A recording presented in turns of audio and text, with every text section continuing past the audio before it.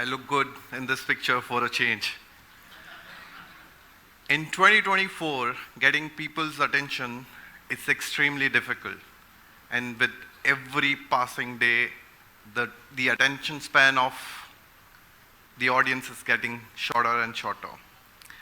And as a short form content creator, it gets extremely difficult for us to hold on to their attention. Hi, I'm Neeraj. I'm a content creator. And through content creation, I have had the pleasure of experiencing some of the life's best moments and a lot of opportunities. But this journey is full of failures as well. So today I'll be taking you guys on a journey of what it's like to be a content creator, short form content creator in 2024. My journey started way back in 2020 when I decided that, you know what, I have a camera, I'll go out, I'll shoot something, and I want to be a creator too. In the initial days, I used to watch a lot of American YouTubers like Ryan Trehan, Eric, and the reason I liked them was because they were doing something out of the ordinary. And that really inspired me, and I was like, you know what, even if they can do it, even I can do it. But thinking of making a 10-minute YouTube video and actually going and doing it as a really different thing. So one fine day, I just took my camera and I started shooting the videos. And in the initial time, I was just getting 300 to 500 views. And it was very disheartening for me because to make a long form content, you have to spend, it needs a lot of planning. With that, you need a lot of filming and hours of editing. So it was disheartening for me, and I was like, I don't know if I can keep doing it.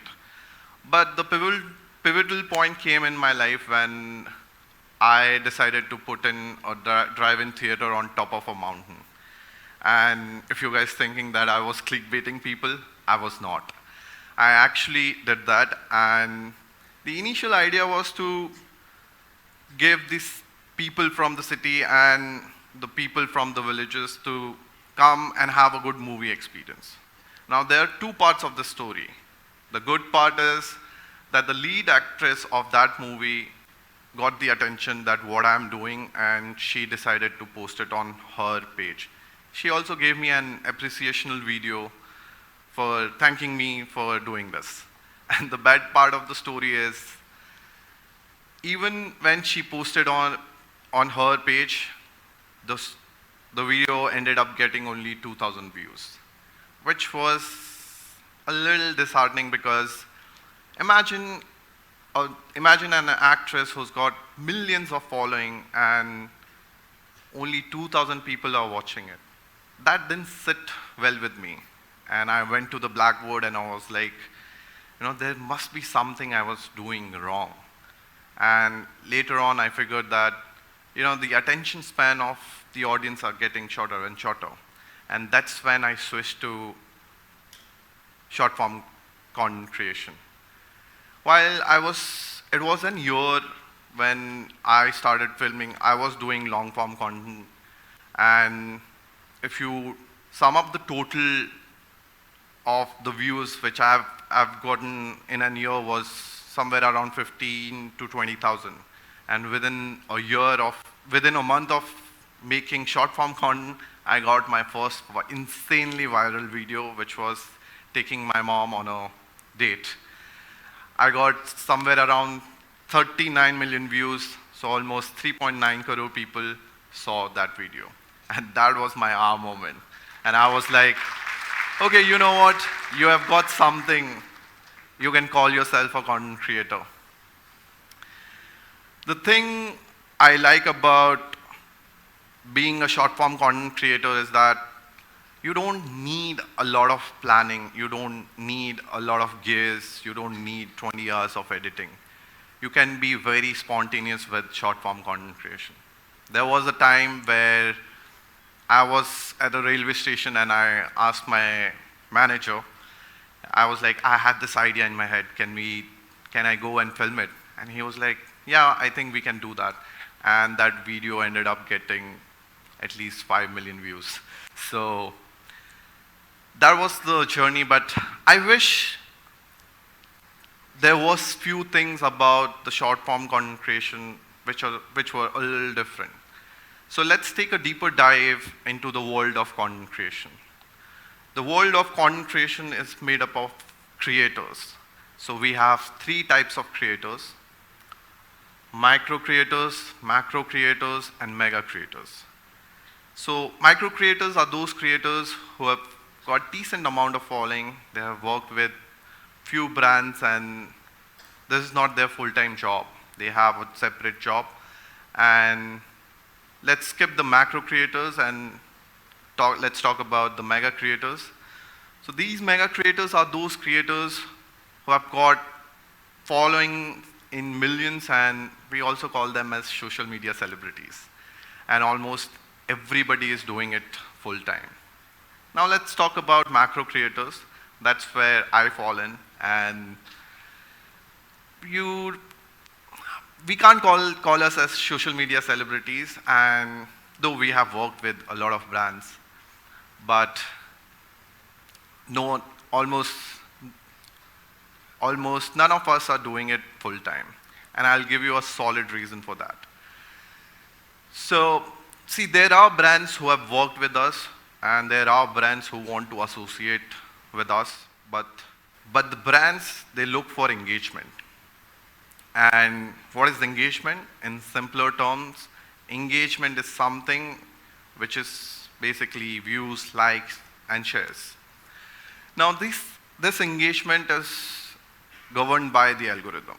Now the algorithm is something which sits behind the black curtain of the social media. Though the algorithm depends on the engagement, and sometimes the algorithm behaves on its own. Even though if your video is getting decent amount of views, decent amount of engagement, the algorithm decides not to show it to a lot of people.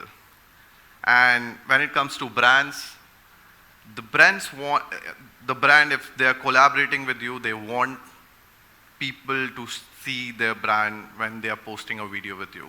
And if your videos are not performing well, they can invest that money into some better place.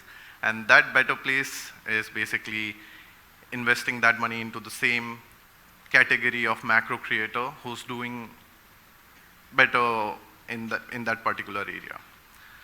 Now, I think this is the right time to tell you about one major deal which we had with one of the brands which didn't go well.